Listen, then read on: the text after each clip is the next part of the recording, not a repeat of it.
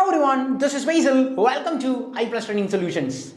നമ്മൾ ഇന്ന് ഡിസ്കസ് ചെയ്യാൻ വരുന്നത് ഒരു സ്റ്റഡി പ്ലാനുമായിട്ടാണ്. അതായത് SSC GD 2026ന്റെ സ്റ്റഡി പ്ലാൻ. നിങ്ങൾക്കറിയാം ഈ മന്തിൽ നമ്മൾ എക്സ്പെക്ട് ചെയ്യുന്ന ഒരു നോട്ടിഫിക്കേഷനാണ് SSC GD എന്ന് പറയുന്നത്. 50,000 മുകളിലാണ് നമ്മളുടെ വേക്കൻസി സ്ട്രക്ചർ എന്ന് പറയുന്നത്. അതിനെക്കുറിച്ച് ഡീറ്റെയിൽ ആയിട്ടുള്ള വീഡിയോ എല്ലാം നമ്മൾ ചെയ്തിട്ടുണ്ട്. അതോടെ കൂടി എല്ലാവരും പഠിത്തത്തിൻ്റെ ആ ഒരു തീവ്രതയിലേക്ക് എത്തിയിരിക്കുന്നു. അപ്പോൾ ഏറ്റവും കൂടുതൽ കുട്ടികളിൽ നിന്ന് വന്ന എൻക്വയറി എന്ന് പറഞ്ഞു കഴിഞ്ഞാൽ ഒരു ടൈം ടേബിൾ സെറ്റാക്കി തരിക എന്നുള്ളതാണ്. I Plus നിങ്ങളുടെ കൂടെ തന്നെയുണ്ട്. കാരണം നമ്മളുടെ ലക്ഷ്യം എന്ന് പറയുന്നത് ഈ 2026 ഒരു സെൻട്രൽ ഗവൺമെൻറ് ജോലിയാണ്. അപ്പോൾ അതിനുവേണ്ടി എങ്ങനെ നമുക്ക് ഏറ്റവും പെട്ടെന്ന് തന്നെ സ്റ്റാർട്ട് ചെയ്യാം എന്നുള്ളതാണ്.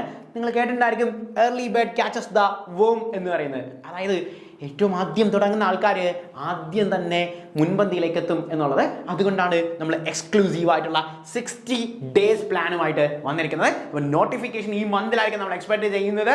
ആൻഡ് എക്സാമിനേഷൻ ജാനുവരി അവസാനമായിട്ടോ അല്ലെങ്കിൽ ഫെബ്രുവരിയിലോ നമുക്ക് കാണും. അപ്പം നമ്മുടെ മുമ്പിൽ ആദ്യത്തെ നമ്മുടെ സ്ട്രാറ്റജി എന്ന് പറഞ്ഞാൽ 60 ഡേയ്സ് പ്ലാനാണ്. 60 ഡേയ്സ് പ്ലാൻ നിങ്ങൾ ഇന്ന് തന്നെ സ്റ്റാർട്ട് ചെയ്യുക. നാളത്തേക്ക് മാറ്റിവെക്കാൻ നമ്മുടെ ഇല്ല. കാരണം നമ്മൾ ഫോക്കസ് ചെയ്യുന്ന ഏരിയ എന്ന് പറയുന്നത് അങ്ങനെയാണ്. നമുക്കറിയാം ഈ എക്സാമിനേഷൻ്റെ പ്രത്യേകത എങ്ങനെയാണ് എന്നുള്ളത്. നമുക്ക് റീസണിങ്, GK, മാത്സ്, ഇംഗ്ലീഷ് ഇത്രയുമാണ് നമ്മുടെ ഫോക്കസ് ഏരിയ എന്ന് പറയുന്നത്. അതായത് ഓരോ ഭാഗത്തു നിന്നും 20 ചോദ്യങ്ങളാണ് നമുക്ക് വരുന്നത്. ഒരു ചോദ്യത്തിന് 2 മാർക്ക് വെച്ച് നമ്മളുടെ 80 ചോദ്യങ്ങളിൽ നിന്ന് 160 മാർക്കിനാണ് ഈ എക്സാമിനേഷൻ വരുന്നത് ആണല്ലോ. അപ്പോൾ അവിടെ ഏറ്റവും മാക്സിമം മാർക്ക് സ്കോർ ചെയ്യുക എന്നുള്ളതാണ് നമ്മുടെ ലക്ഷ്യം. അതനുസരിച്ചാണ് നമ്മൾ ഈ പറയുന്ന സ്റ്റഡി പ്ലാൻസ് 60 ഡേയ്സിലേക്ക് നിങ്ങൾക്ക് ഇട്ട് തന്നിരിക്കുന്നത്.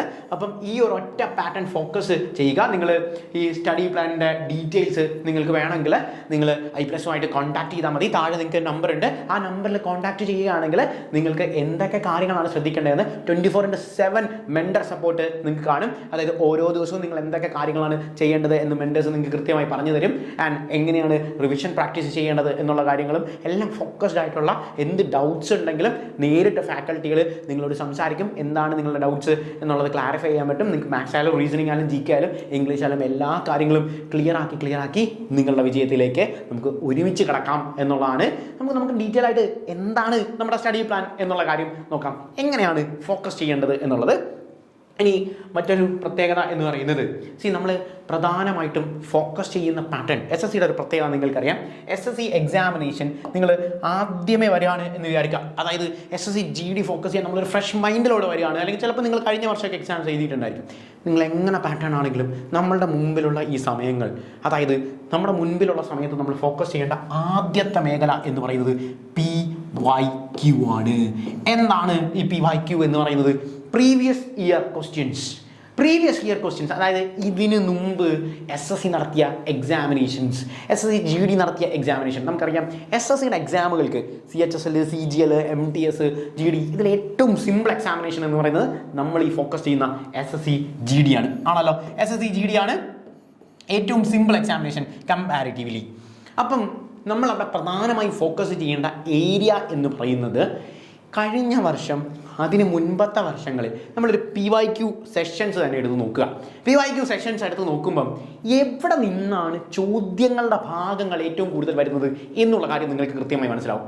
അപ്പോൾ PYQ ചെയ്യുമ്പം ചിലപ്പോൾ നിങ്ങൾക്ക് ഒരു മാർക്ക് പോലും കിട്ടത്തില്ലായിരിക്കും. നമ്മൾ ആ ഒരു മൈൻഡ് സെറ്റിലാണ് പോകുന്നത്. അതായത് ഒന്നും വേണ്ട, എനിക്ക് ഒരു മാർക്ക് പോലും വേണ്ട, മൊത്തം തെറ്റിക്കോട്ടെ, പക്ഷേ ഞാൻ PYQ ചെയ്യും. എന്താണ് ഗുണം? എന്താണ് PYQs അങ്ങനെ ചെയ്താലുള്ള ഗുണം? അങ്ങനെ ചെയ്താലുള്ള ഗുണം നമുക്ക് ഓരോ തവണയും നമ്മളുടെ ഇമ്പ്രൂവ്മെൻറ്റ് നമുക്ക് തന്നെ കോൺഫിഡൻസ് വരും. ആദ്യത്തെ തവണ നിങ്ങൾ ഈ പറയുന്ന 80 ചോദ്യത്തിൽ ചിലപ്പോൾ 5 ചോദ്യങ്ങളാണ് ചെയ്യുന്നതെങ്കിൽ പതുക്കെ അത് 10 ആകും, 15 ആകും, 20 ആകും. അങ്ങനെ കൂടി വരുമ്പം നമുക്ക് തന്നെ കോൺഫിഡൻ്റ് ആകും. അതായത് നിങ്ങൾ ഈ പറയുന്ന 60 ഡേയ്സ് പ്ലാന് ശേഷം പിന്നെ എഴുതുന്ന എക്സാമിനേഷൻ എന്ന് പറഞ്ഞാൽ it's a piece of cake for you. നിങ്ങൾക്കൊരു പീസ് ഓഫ് കേക്ക് ആണ്. What you mean by piece of cake? നിങ്ങളുടെ ഇംഗ്ലീഷ് സെഷനിലെ ഇഡിയംസ് ആണ് ഞാൻ ഈ പറഞ്ഞ പീസ് ഓഫ് കേക്ക് എന്ന് പറയുന്നത്. അത് പീസ് ഓഫ് കേക്ക് എന്ന് പറഞ്ഞാൽ സിമ്പിളാണ്. ഓക്കെ, അപ്പോൾ സ്റ്റഡി പ്ലാൻ്റെ കൂടെ തന്നെ നമുക്ക് പഠിച്ചു പോകാം. ഞാനൊരു ഇഡിയം പഠിപ്പിച്ചത് നിങ്ങൾക്ക് പീസ് ഓഫ് കേക്ക്. അപ്പോൾ നമ്മൾ എങ്ങനെയാണ് നമ്മുടെ സ്റ്റഡി പ്ലാൻ ഫോക്കസ് ചെയ്യേണ്ടത് എന്നുള്ള കാര്യമാണ് പറയുന്നത്. ഈ സ്റ്റഡി പ്ലാൻ്റെ PDF നിങ്ങൾക്ക് ഇവിടെ കോൺടാക്ട് ചെയ്ത് കഴിഞ്ഞാൽ എളുപ്പത്തിൽ നിങ്ങൾക്ക് പാറ്റേൺ കിട്ടും. സോ നിങ്ങൾ ഇനി എഴുതിയെടുത്തൊന്നും ടൈമൊന്നും കളയേണ്ട പാറ്റേൺ ഇല്ല. അപ്പോൾ PYQൻ്റെ പ്രത്യേകതകളെ കൂടി ഞാൻ പറഞ്ഞു. അപ്പോൾ ഇനി എവിടെ നിന്നാണെങ്കിൽ നിങ്ങൾക്ക് പ്രീവിയസ് ഇയർ ക്വസ്റ്റ്യൻസ് കിട്ടുന്നത് ഒന്നും വേണ്ട. നിങ്ങൾക്ക് i+n ആപ്പിൻ്റെ ഏറ്റവും വലിയ അഡ്വാൻറ്റേജ് എന്താണ്? നിങ്ങൾക്ക് i+n ആപ്പ് ഡൗൺലോഡ് ചെയ്യുകയാണെങ്കിൽ PYQ ക്വസ്റ്റ്യൻസ് നിങ്ങൾക്ക് അതിൽ നിന്ന് തന്നെ ചെയ്യാൻ പറ്റും. നിങ്ങൾക്ക് ടൈമർ കൃത്യമായിട്ട് ടൈം മാനേജ് ചെയ്ത് എത്ര സെക്കൻഡ് കൊണ്ട് നിങ്ങൾക്ക് മാത്സിൽ ഒരു ക്വസ്റ്റ്യൻ ചെയ്യാൻ പറ്റും, എത്ര സെക്കൻഡ് കൊണ്ട് എനിക്ക് റീസണിങ്ങിൽ ഒരു ക്വസ്റ്റ്യൻ ചെയ്യാൻ പറ്റും എന്നൊക്കെയുള്ള കാര്യം കൃത്യമായിട്ട് പറ്റും. GKക്കൊന്നും അധികം ടൈം നമുക്ക് കളയേണ്ട, അല്ലെങ്കിൽ ഇംഗ്ലീഷൊന്നും കളയേണ്ട. ബട്ട് മാത്സ് ആൻഡ് റീസണിംഗ് ഒക്കെയാണ് ആൾക്കാർക്ക് ടൈം ഒരുപാട് നഷ്ടപ്പെടുന്നത്. പക്ഷേ നിങ്ങളിപ്പോൾ ആദ്യത്തെ i+ൻ്റെ ഒരു ടെസ്റ്റ് ചെയ്യുമ്പോൾ നമ്മൾ PYQ മോഡൽ ക്വസ്റ്റ്യൻസും എല്ലാം നിങ്ങൾക്ക് തയ്യാറാക്കി വെച്ചിട്ടുണ്ട്. ആദ്യത്തെ i+ൻ്റെ ഒരു PYQ ക്വസ്റ്റ്യൻ ചെയ്യുമ്പം നിങ്ങൾക്ക് പോകുന്ന സമയമായിരിക്കില്ല നിങ്ങൾ 10ാം ക്വസ്റ്റ്യൻ വരുമ്പം നിങ്ങൾക്ക് തന്നെ ആ ചേഞ്ച് മനസ്സിലാക്കാൻ സാധിക്കും എന്നുള്ളതാണ്. അതായത് എന്തായിരുന്നു എനിക്കുണ്ടായ മാറ്റം? എങ്ങനെയാണ് എനിക്ക് സ്പീഡ് കിട്ടുന്നത്? മാത്സിൽ എനിക്ക് ഇത്രയും സമയം ആദ്യത്തെ ക്വസ്റ്റ്യൻസ് ചെയ്യുമ്പോൾ നിങ്ങൾക്ക് ഇത്ര മിനിറ്റ് പൊക്കോട്ടെ, നോ വറീസ്. പക്ഷേ പിന്നെ അങ്ങോട്ട് പോകുമ്പം സമയം കുറച്ച് വരുന്നത് നിങ്ങൾക്ക് തന്നെ അത് റിഫ്ലക്ട് ചെയ്യാൻ പറ്റും. അപ്പോൾ ഡു മാക്സിമം PYQs. അതിന് ഇന്ന് തന്നെ ആപ്പ് ഡൗൺലോഡ് ചെയ്യുക, PYQ സെഷൻസ് ചെയ്തു തുടങ്ങുക എന്നുള്ള കാര്യം ഓർക്കുക. അപ്പോൾ നമ്മൾ പ്രധാനമായിട്ടും 60 days ഫോക്കസ് പ്ലാനുകളിൽ എന്തൊക്കെയാണ് ശ്രദ്ധിക്കേണ്ടത് എന്നുള്ള കാര്യം നോക്കുക. അതായത് 60 day ഫോക്കസ് പ്ലാനിങ്ങിൽ ആദ്യം നമ്മൾ പോകുന്നത് അതായത് നമ്മളുടെ ഏറ്റവും ഷുവർ ഷോട്ട് പാറ്റേൺസ് എന്ന് പറയുന്നത് നമുക്ക് ഏറ്റവും കൂടുതൽ മാർക്ക് സ്കോർ ചെയ്യാൻ പറ്റുന്ന സ്ഥലമാണ് റീസണിങ് എന്ന് പറയുന്നത് ആണല്ലോ. റീസണിങ്ങിൻ്റെ പ്രത്യേകത എന്താ? റീസണിങ് അറിയാത്ത ഒരാൾക്ക് ആ മാർക്ക് മൊത്തം പോവുകയും ഒരു തവണ പഠിക്കുകയാണെങ്കിൽ ഒരൊറ്റ തവണ പഠിച്ചാൽ നമ്മൾ GK പോലെ റിവൈസ് പോലും ചെയ്യേണ്ട കാര്യമില്ലാത്ത കാര്യമാണ്. നമ്മളുടെ റീസണിങ്ങിൻ്റെ ട്രിക്ക്, ഷോർട്ട് കട്ട്സ് കൃത്യമായിട്ട് ഒരു തവണ മനസ്സിലാക്കി കഴിഞ്ഞാൽ പിന്നെ നിങ്ങൾ മുൻപോട്ട് പോകുമ്പോൾ നിങ്ങൾക്ക് വളരെ സിമ്പിളായിട്ട് നിങ്ങൾക്ക് ക്രാക്ക് ചെയ്യാൻ പറ്റുന്ന ഒരു പാറ്റേൺ ആണ്. അതാണ് റീസണിങ്ങിന് ഗുണം. അതുകൊണ്ടാണ് ഞാൻ ആദ്യം തന്നെ റീസണിങ് നമ്മൾ ഫോക്കസ് ചെയ്യുന്നത്. സോ ആദ്യം തന്നെ നമ്മൾ ഓരോ സബ്ജക്ട്സ് ഫോക്കസ് ചെയ്ത് പോകുകയാണ്. അപ്പം നമ്മൾ ആദ്യത്തെ ദിവസം നിങ്ങൾ സ്റ്റാർട്ട് ചെയ്യേണ്ടത് റീസണിങ്ങിൽ നിന്നാണ് നിങ്ങൾ സ്റ്റാർട്ട് ചെയ്യേണ്ടത്. സോ ഫസ്റ്റ് ഡേയിൽ നിങ്ങളുടെ സ്റ്റാർട്ടിങ് എന്ന് പറയുന്നത് റീസണിങ്ങിൽ നിന്നാണ്. റീസണിങ്ങിൻ്റെ കോഡിങ്, ഡീകോഡിങ് എന്ന് പറയുന്ന സാധനം എന്താ ഗുണം? നിങ്ങൾ ഈ പറയുന്ന PYQൻ്റെ ലിസ്റ്റിൽ എടുത്ത് നോക്കുക, അല്ല മോഡൽ ക്വസ്റ്റ്യൻസ് എടുത്ത് നോക്കുക. അതായത് കഴിഞ്ഞ വർഷം നടന്ന, അതിന് മുമ്പത്തെ വർഷം നടന്ന SSCയുടെ ഏത് എക്സാമിനേഷൻ നോക്കിയതായാലും കോഡിങ്ങും ഡീകോഡിങ്ങും ഇല്ലാത്ത ക്വസ്റ്റ്യൻ പേപ്പർ റീസണിങ്ങിന് ഉണ്ടാവില്ല. കോഡിങ്ങും ഡീകോഡിങ്ങും ഫോക്കസ് ചെയ്ത് നമ്മൾ ആദ്യത്തെ ദിവസമേ പഠിച്ചു കഴിഞ്ഞാൽ രണ്ടാമത്തെ ദിവസത്തെ PYQവിൽ നിങ്ങൾക്കത് റിഫ്ലക്ഷൻ കിട്ടും. അതായത് രണ്ടാമത്തെ ദിവസം നിങ്ങൾ എഴുതുന്ന PYQ എഴുതേണ്ട പാറ്റേൺ എന്ന് പറഞ്ഞു കഴിഞ്ഞാൽ 60 ദിവസത്തെ പ്ലാനിൽ 30 PYQ നിങ്ങൾ ചെയ്തിരിക്കണം ആണല്ലോ. SSCയുടെ 30 PYQs ആണ് നിങ്ങൾ ചെയ്തിരിക്കുന്നത്. അതായത് 2 ദിവസത്തിൽ ഒരു PYQ. ഇതാണ് നമ്മൾ ലക്ഷ്യം വെക്കുന്നത്, 2 ദിവസത്തിൽ ഒരു PYQ. അപ്പം ഒരു സെറ്റ് ഓഫ് ക്വസ്റ്റ്യൻസ് 2 ദിവസത്തിൽ ഒരു തവണ ചെയ്യണം എന്ന് വെച്ചാൽ അതിൻ്റെ അർത്ഥം നിങ്ങൾ ആദ്യത്തെ ദിവസം ഒരു PYQ ചെയ്യുകയാണ് എന്ന് വിചാരിക്കാം. ആദ്യത്തെ ദിവസം ഒരു PYQ ചെയ്യുകയാണ്. അപ്പം നിങ്ങൾക്ക് സപ്പോസ് ഒരു 8 എണ്ണേ ശരിയായുള്ളൂ എന്ന് വിചാരിക്കാം. 8 എണ്ണേ ശരിയായുള്ളൂ. ഞാൻ റീസണിങ്ങിനെ മാത്രം കോൺസെപ്റ്റ് എടുത്ത് പറയുകയാണ്. 8 എണ്ണേ ശരിയായുള്ളൂ നോക്കുക. 12 എണ്ണം നിങ്ങൾക്ക് മിസ്റ്റേക്ക് വന്നല്ലോ. ഈ 12 ഭാഗം എവിടെ നിന്നാണ് എന്നുള്ളത് നിങ്ങളൊന്ന് എഴുതി വെക്കുക.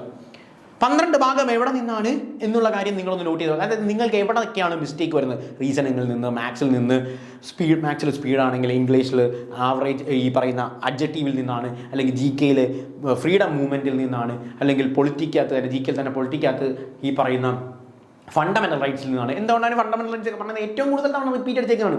ഫണ്ടമെന്റൽ റൈറ്റിന് എക്സ്ക്ലൂസീവ് ആയിട്ടുള്ള വീഡിയോ നിങ്ങൾ കണ്ടു കാണും.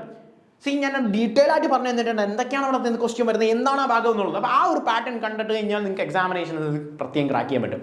അപ്പം എവിടെയാണോ നിങ്ങളുടെ ഈ പറയുന്ന നെഗറ്റീവ്, അല്ലെങ്കിൽ എവിടെയാണോ എനിക്കത് കിട്ടാത്തത് എന്നുള്ളത് ഫോക്കസ് ചെയ്യാൻ PYQ നന്നായി സഹായിക്കും. അപ്പോൾ 2 ദിവസത്തെ ഒരു എക്സാം എന്ന് വെച്ചാൽ ആദ്യത്തെ ദിവസം എക്സാം എഴുതാം. രണ്ടാമത്തെ ദിവസം നമ്മൾ ചെയ്യേണ്ടത് എവിടെയാണ് എനിക്ക് മിസ്റ്റേക്ക് വന്നത് എന്നുള്ള കാര്യം നോട്ട് ചെയ്ത് വെക്കുക.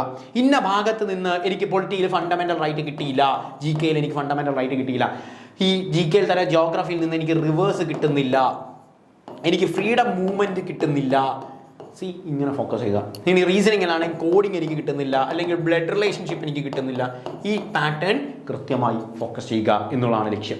അപ്പോൾ ഇതുകൊണ്ട് ഗുണം എന്താണെന്ന് വെച്ചാൽ ഓരോ ദിവസവും നിങ്ങൾ ഇപ്പോൾ 30-ാമത്തെ 15-ാമത്തെ PYQ ഒക്കെ ചെയ്യുമ്പോഴേക്കും നമുക്ക് അഡ്വാൻറ്റേജ്, നിങ്ങൾക്ക് ഓരോ എക്സ്പ്ലനേഷൻസ് ആപ്പിൽ പ്രൊവൈഡഡ് ആണ്, എന്താണ് അതിൽ മിസ്റ്റേക്ക് എന്നുള്ളത്. ഇനി നിങ്ങൾക്ക് എന്തെങ്കിലും ഡൗട്ട് ഉണ്ടെങ്കിൽ അതിൻ്റെ സ്ക്രീൻഷോട്ട് എടുത്തിട്ട് നിങ്ങൾ മെൻറ്റേഴ്സിനോട് ചോദിച്ചു കഴിഞ്ഞാൽ മെൻറ്റേഴ്സിന് ഡയറക്റ്റ് ആയിട്ട് നിങ്ങൾക്ക് ഫാക്കൽറ്റിയിലേക്ക് കണക്ട് ചെയ്ത് കിട്ടും. ഫാക്കൽറ്റീസ് നിങ്ങൾക്ക് അതിൻ്റെ ഡൗട്ട് ക്ലിയർ ചെയ്ത് തരും.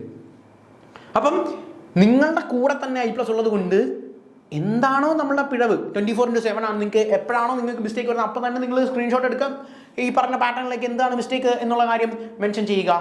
ദെൻ യു വിൽ അണ്ടർസ്റ്റാൻഡ് എന്താണ് നമ്മുടെ ഡൗട്ട്സ് അല്ലെങ്കിൽ എന്താണ് നമ്മുടെ ഇഷ്യൂസ് എന്നുള്ള കാര്യം.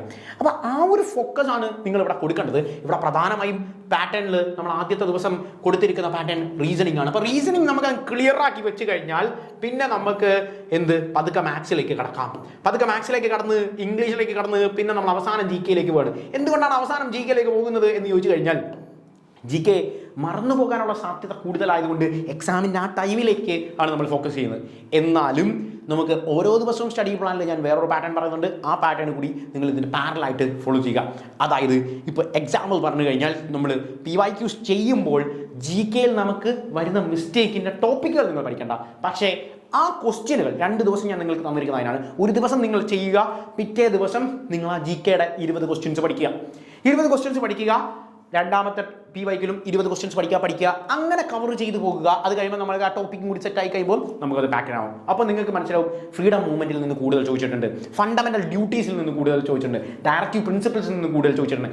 ഏത് ഭാഗത്ത് നിന്നാണ് ഈ 30 PYQൽ ഏറ്റവും കൂടുതൽ ചോദിച്ചിരിക്കുന്നത് ആ ഏരിയ ഫോക്കസ് ചെയ്യാം. അത് നമ്മൾ അവസാനത്തിലേക്ക് വരുമ്പം നിങ്ങൾക്ക് നല്ലൊരു ബേസ് ഐഡിയ കിട്ടിയിട്ടായിരിക്കും നമ്മൾ അങ്ങോട്ട് പോകുന്നത്. അതിനാണ് ഞാൻ ലാസ്റ്റിലേക്ക് GK വെച്ചിരിക്കുന്നത്. അപ്പോൾ നമ്മൾ മറന്നു പോകില്ല എന്നുള്ള കാര്യം, മറന്നു പോകാതിരിക്കാൻ വേണ്ടിയുള്ള ടെക്നിക്സും ഷോർട്ട് കട്ട്സും ഞാൻ പറഞ്ഞു തന്നിട്ടുണ്ട്. ഇപ്പോൾ ഡേറ്റ്, തീം ഒക്കെ എങ്ങനെ ഓർത്തിരിക്കണം എന്നുള്ളത്, വിഷ്വലൈസേഷൻ മെത്തേഡ് എന്താണ്, ബോറോഡ് കോൺസ്റ്റിറ്റ്യൂഷനിലെ മെത്തേഡ്സ് എങ്ങനെയാണ് എന്നൊക്കെ ഉള്ള കാര്യം ഡീറ്റെയിൽ ആയിട്ട് പറഞ്ഞിട്ടുള്ളതാണ്. അപ്പോൾ അതുകൊണ്ട് മറന്നു പോകുക എന്നുള്ളൊരു പാറ്റേൺ നിങ്ങൾക്ക് ഉണ്ടാവില്ല.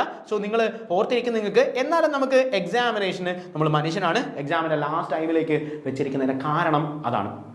അവിടെ തന്നെ പ്രധാനമായി ശ്രദ്ധിക്കേണ്ട കാര്യം revision. See, actually the word itself says what is revision. Revision ആണ്. വിഷൻ എന്ന് പറഞ്ഞാൽ നമ്മൾ കാണുകയാണ്. അതിനാണല്ലോ ഞാൻ വിഷ്വലൈസേഷൻ മെത്തേഡ് പാറ്റേണിൽ നമ്മൾ വെച്ചത്. നമ്മൾ മൈൻഡിൽ കാണുകയാണ് റീവിഷൻ, ഒന്നുകൂടി അത് ചെയ്യുകയാണ്. നമ്മൾ ഹ്യൂമൻ ആണ്.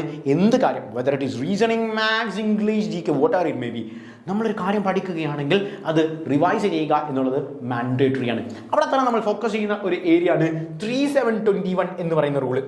3721 എന്ന് പറയുന്ന റൂള്. 3721ന്റെ പ്രത്യേകത, 3 ദിവസം ഒരു കാര്യം നമ്മൾ ആദ്യമായി പഠിച്ചു കഴിഞ്ഞാൽ 3 ദിവസം കഴിഞ്ഞിട്ട് ഇത് റിവൈസ് ചെയ്യുമ്പോൾ, റിവൈസ് ചെയ്യാന്ന് പറഞ്ഞാൽ അത് തന്നെ പഠിക്കുക എന്നുള്ളതല്ല. ഇപ്പം നിങ്ങൾ ആദ്യം നമ്മളിപ്പം ഇവിടെ മിറർ ഇമേജ് പഠിക്കുക, മിറർ ഇമേജിൻ്റെ ഒരു ക്വസ്റ്റ്യൻ എടുത്ത് തന്നെ ചെയ്ത് നോക്കുക. 5 മിനിറ്റത്തെ കാര്യമുള്ളൂ. നിങ്ങൾക്ക് ആ ക്വസ്റ്റ്യൻ ചെയ്യാൻ പറ്റുന്നുണ്ടെങ്കിൽ റിവിഷൻ കംപ്ലീറ്റ് ആയി.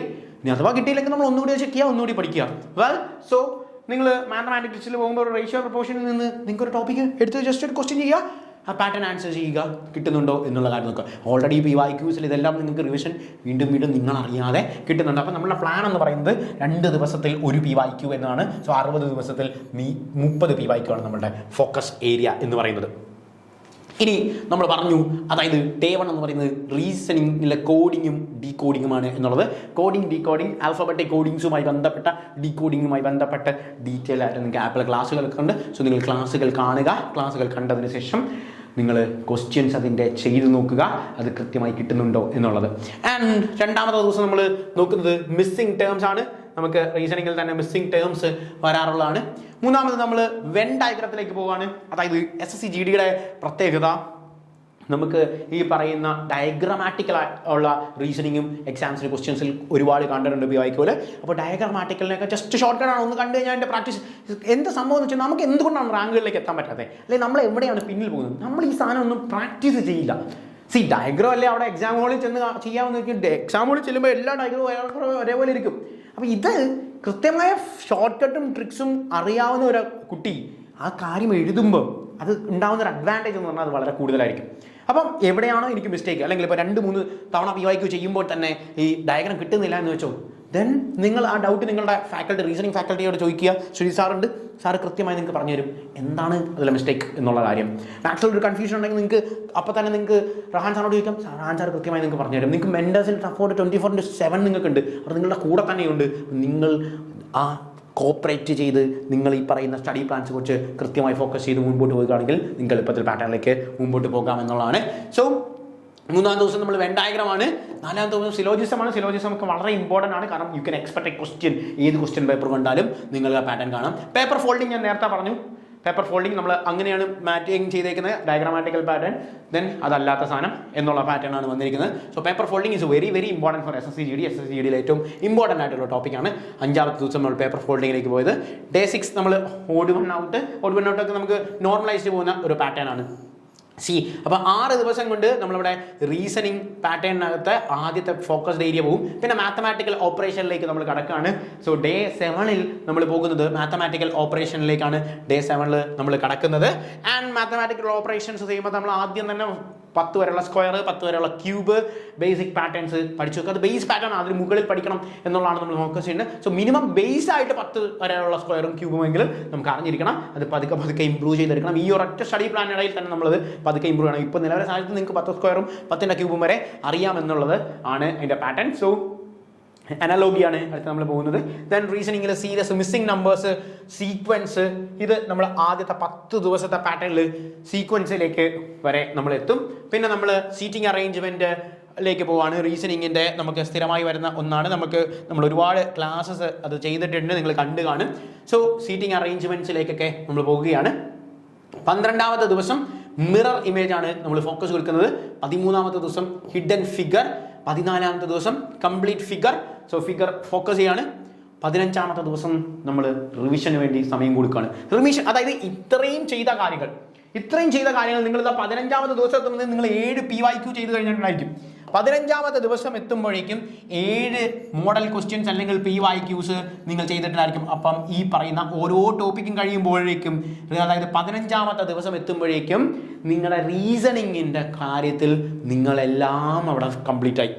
അവിടെ എല്ലാം കംപ്ലീറ്റ് ആയിട്ടാണ് പിന്നെ നമ്മൾ ചെയ്യുന്നത്. അതായത് പിന്നത്തെ PYQസിൽ നിങ്ങൾക്ക് റീസണിങ് ഒരു ഇഷ്യൂ അല്ലാതെ വരും ആണ്. ഇവിടെ ക്വിക്ക് റിവിഷൻ എന്ന് പറയുന്ന പാറ്റേണിനകത്ത് ഒരു ദിവസം തന്നെ നമ്മൾ റിവിഷൻ ഇട്ടേക്കുന്നതിൻ്റെ കാരണം ഈ ടോപ്പിക്കുകൾ എല്ലാം നിങ്ങൾ ചെയ്യണം.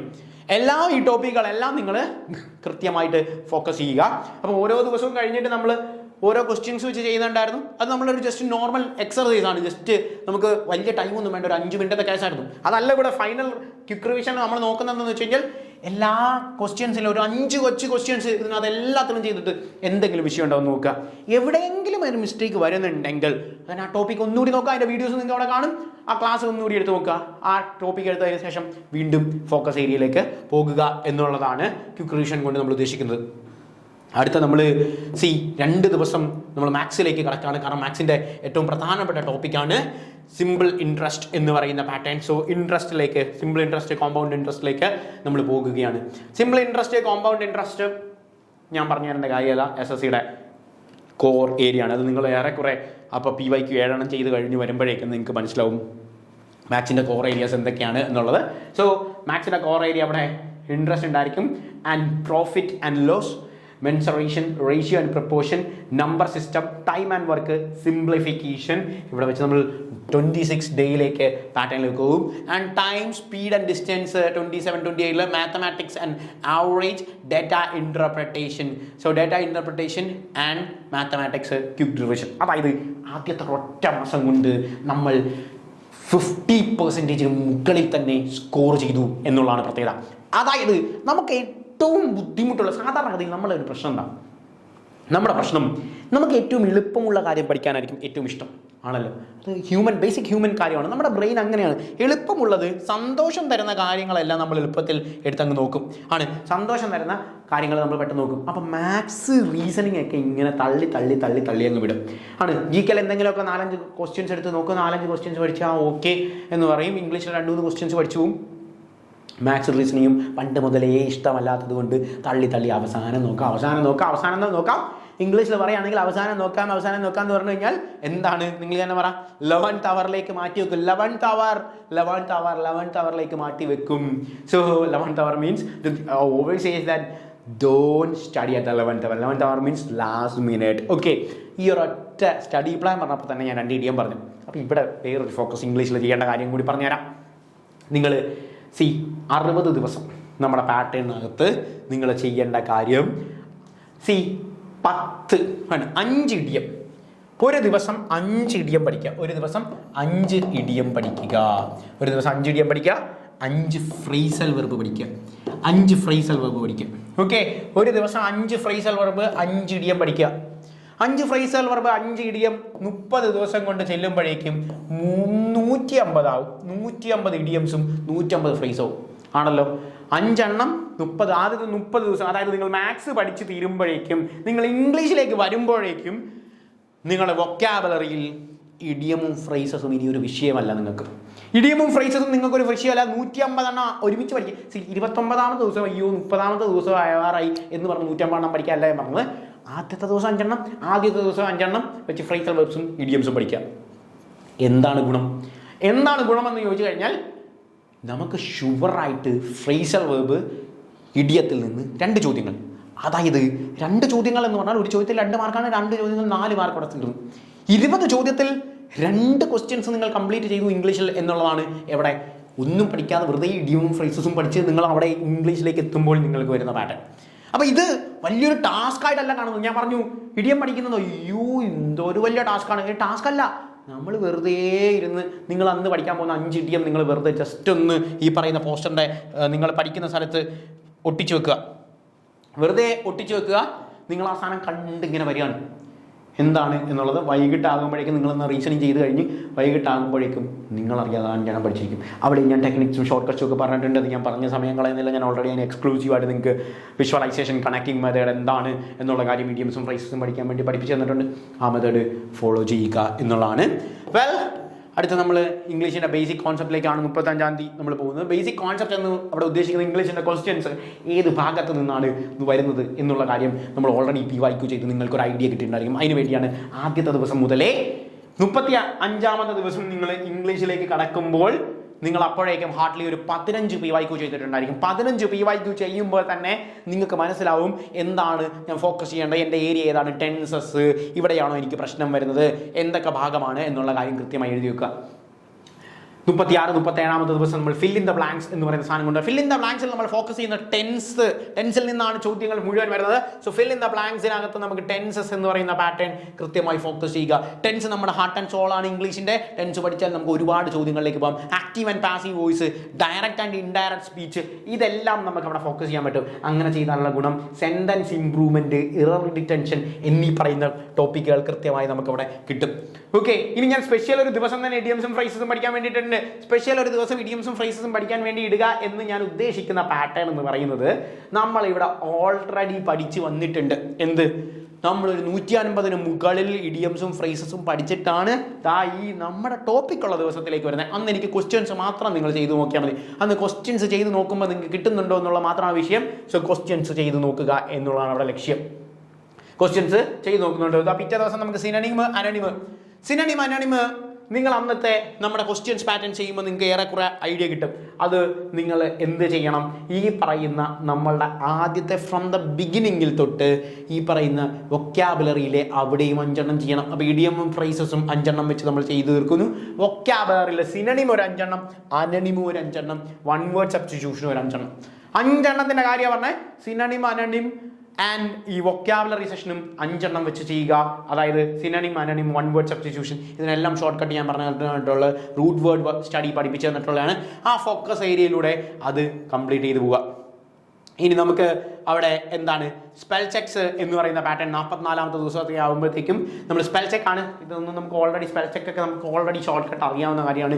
ഞാൻ ഈ പറയുന്ന സാധനം സ്പ്ലിറ്റിംഗ് മെത്തേഡ്സൊക്കെ പറഞ്ഞു തന്നിട്ടുള്ളതാണ്. സോ അവിടെ നമ്മൾ ചെയ്യേണ്ടതെന്ന് വെച്ചാൽ നമുക്ക് വരുന്ന എക്സാമിനേഷന് വന്ന സ്പെൽ ചെക്സിൽ വന്ന ക്വസ്റ്റ്യൻസ് റിപ്പീറ്റ് ചെയ്ത് വരുന്നത് എപ്പോഴും റെപ്പറ്റീഷൻ ആയിരിക്കും അവിടെ ക്വസ്റ്റ്യൻസ് വരുന്നത്. എല്ലാം സ്ഥിരമായി വരുന്ന ഒരു പാറ്റേൺ ക്വസ്റ്റ്യൻസ് ആയിരിക്കും. ആ സ്പെൽ ചെക്ക് വേർഡ്സ് ഒന്നുകൂടി പഠിക്കുക എന്നുള്ളതാണ് നമ്മൾ അന്നത്തെ ആ ദിവസം ഫോക്കസ് ചെയ്യുക. കാരണം ഓൾറെഡി നമ്മൾ ട്രിക്ക് പഠിച്ചിട്ടാണ് വന്നിരിക്കുന്നത്. നമ്മൾ അസാസിനേഷൻ എന്ന് പറഞ്ഞൊക്കെ നമ്മൾ ട്രിക്സ് ചെയ്യാൻ പഠിപ്പിച്ചിട്ടുണ്ട്. അതുകൊണ്ട് നമ്മളെ സംബന്ധിച്ചിടത്തോളം അതിൽ വലിയ ബുദ്ധിമുട്ടുള്ള it's not a hard nut to crack. അടുത്ത വീഡിയോ നമ്മൾ പഠിച്ചു hard nut to crack, difficult എന്ന് പറഞ്ഞാൽ നിങ്ങളെ സംബന്ധിച്ചിടത്തോളം ഹാർഡ് നട്ട് ടു ക്രാക്ക് അല്ല. കണ്ടോ, നമ്മളൊരു വെറുതെ ഒരു സ്റ്റഡി പ്ലാൻ ഡിസ്കസ് ചെയ്തപ്പോൾ ഞാൻ 3 ഇഡിയം പഠിപ്പിച്ചു. കണ്ടോ, ഇതാണ് ഞാൻ ഉദ്ദേശിക്കുന്നത്. അതായത് ആദ്യത്തെ ദിവസം തൊട്ട് നിങ്ങൾ പഠിക്കുമ്പോൾ നിങ്ങൾ ജസ്റ്റ് കൂട്ടുകാരോട് സംസാരിച്ചുകൊണ്ടിരിക്കുമ്പോൾ നിങ്ങൾ പറയുക bosom friend is my bosom friend. Bosom friend വൊക്കാബുലറിൽ എന്താണ്? ബെസ്റ്റ് ഫ്രണ്ടിനെ നമ്മൾ പറയുന്നതാണ് ആണല്ലോ. ജസ്റ്റ് ഈ കോൺസെപ്റ്റ്സ് ക്ലിയർ ചെയ്ത് പഠിച്ചു പോവുക എന്നുള്ളതാണ്. അങ്ങനെ നമ്മൾ അവസാനത്തെ 15 ദിവസത്തിലേക്ക് പോവുകയാണ്. അവസാനത്തെ നമ്മളുടെ 15 ദിവസം നമ്മൾ ഫോക്കസ് ചെയ്തിരിക്കുന്നത് GKക്കാണ്. GK നമുക്കറിയാം ഒരു വാസ്റ്റ് ടോപ്പിക്കാണ്. GK വാസ്റ്റ് ടോപ്പിക് ആകുമ്പോഴേക്കും അവസാനത്തേക്ക് കൊണ്ടുവച്ചതിൻ്റെ ലക്ഷ്യം എന്താണ് എന്ന് ചോദിച്ചാൽ 44 ദിവസം കൊണ്ട് 22 PYQ ചെയ്തു വരുന്ന കുട്ടി കൃത്യമായിട്ട് എൻ്റെ ഫോക്കസ് ഏരിയ ഏതാണ് എന്ന് മനസ്സിലാക്കിയിട്ടായിരിക്കും വരുന്നത്. എൻ്റെ ഫോക്കസ് ഏരിയ ഏതാണെന്ന് കൃത്യമായി മനസ്സിലാക്കിയ കുട്ടിക്ക് ജനറൽ അവയർനെസ്സിൽ ജോഗ്രഫി എന്ന് പറയുമ്പോൾ നിങ്ങളുടെ കണ്ണിലേക്ക് വരുന്നത് മൗണ്ടൻസ്, റിവേഴ്സ്, ഈ കാര്യങ്ങൾ എവിടെയാണ്? നാഷണൽ പാർക്കുകൾ. കാരണം നിങ്ങൾ ക്വസ്റ്റ്യൻ പേപ്പർ കാണുന്ന മുഴുവൻ ഇത് തന്നെയാണ്. നമ്മൾ PYQ ചെയ്ത് വരുമ്പോൾ നിങ്ങൾ കണ്ടുവരുന്ന സാധനങ്ങൾ ഈ സ്റ്റാറ്റിക് GKക്കകത്ത് വരുന്ന നാഷണൽ പാർക്കുകൾ, ദെൻ നമ്മളുടെ പാറ്റേൺ അവിടെ ജോഗ്രഫിയിൽ നിന്ന് വരുന്ന മൗണ്ടൻസ്, ഈ ഒരു ഏരിയ ആണ് എന്നുള്ള കാര്യം മനസ്സിലാവും. നമ്മൾ കൃത്യമായി ഫോക്കസ് അവിടെ പോകും. അവിടെ 3 ദിവസം നിങ്ങൾക്ക് തന്നിട്ടുണ്ട്. 3 ദിവസം കൊണ്ട് അധികം സമയമൊന്നും പിന്നെ എടുത്ത് കളയാനുള്ള സാധനം വെച്ചേക്കരുത്. 3 ദിവസം കൊണ്ട് തന്നെ ഈ സാധനം കവർ ചെയ്യാൻ ശ്രമിക്കുക. ദെൻ വീണ്ടും നിങ്ങൾക്ക് 49, 50, 51 3 ദിവസം പൊളിറ്റിക്കകത്ത് fundamental rights, fundamental duties, directive principles, ഇതാണ് അവർ ഫോക്കസ്ഡ് ഏരിയ. SSC GDയുടെ ഫോക്കസ്ഡ് ഏരിയ ആണ്. ആ ഫോക്കസ്ഡ് ഏരിയ കൃത്യമായി മനസ്സിലാക്കാൻ നിങ്ങൾക്കിടെ മുമ്പിൽ 3 ദിവസങ്ങളുണ്ട് എന്നുള്ള കാര്യം ഓർക്കുക. ആ പാറ്റേൺ കൃത്യമായി പോവുക. ദെൻ നിങ്ങളുടെ സയൻസിന് നിങ്ങൾക്ക് 3 ദിവസം തന്നിട്ടുണ്ട്. സോ നിങ്ങൾക്ക് ഏത് ഭാഗമാണ് അവിടെ ഫോക്കസ് ചെയ്യേണ്ടത് എന്ന് നമ്മുടെ SI യൂണിറ്റ്സ് ഒക്കെ റിപ്പീറ്റ് ചെയ്ത് വരുന്ന വിറ്റാമിൻസുമായി ബന്ധപ്പെട്ട് സ്ഥിരമായി വരുന്ന ബ്ലഡുമായി വരുന്ന ഡിസീസുമായി ബന്ധപ്പെട്ട് വരുന്ന ക്വസ്റ്റ്യൻസ്, ഇതെല്ലാം നിങ്ങൾക്ക് അവിടെ ഫോക്കസ്ഡ് ഏരിയയിൽ കൃത്യമായി കിട്ടും എന്നുള്ളതാണ്. ദെൻ കറണ്ട് അഫയേഴ്സിന് 2 ദിവസം ഈ അവസാനം തന്നിരിക്കുന്ന പാറ്റേൺ അവിടെ നിങ്ങളൊരു കാര്യം ഫോക്കസ് ചെയ്യണം. അവസാനത്തെ ആ 2 ദിവസം കറണ്ട് അഫയേഴ്സ് പഠിക്കുക എന്നല്ല ഞാൻ ലക്ഷ്യം വെക്കുന്നത്. അവിടെ നമ്മൾ ചെയ്യേണ്ടത് കറണ്ട് അഫയേഴ്സ് നിങ്ങൾക്ക് അറിയാം. ഓൾറെഡി നിങ്ങൾ മെൻറ്റേഴ്സിൻ്റെ നമ്പർ നിൻ്റെ കയ്യിലുണ്ട്. അപ്പോൾ നിങ്ങൾക്ക് എല്ലാ ദിവസവും I+ൻ്റെ കറണ്ട് അഫയേഴ്സ് നിങ്ങൾക്ക് കൃത്യമായി എക്സ്ക്ലൂസീവായി കിട്ടുന്നുണ്ട്. ആൻഡ് ആ സാധനം അന്ന് തന്നെ അത് നോക്കി വെക്കുക.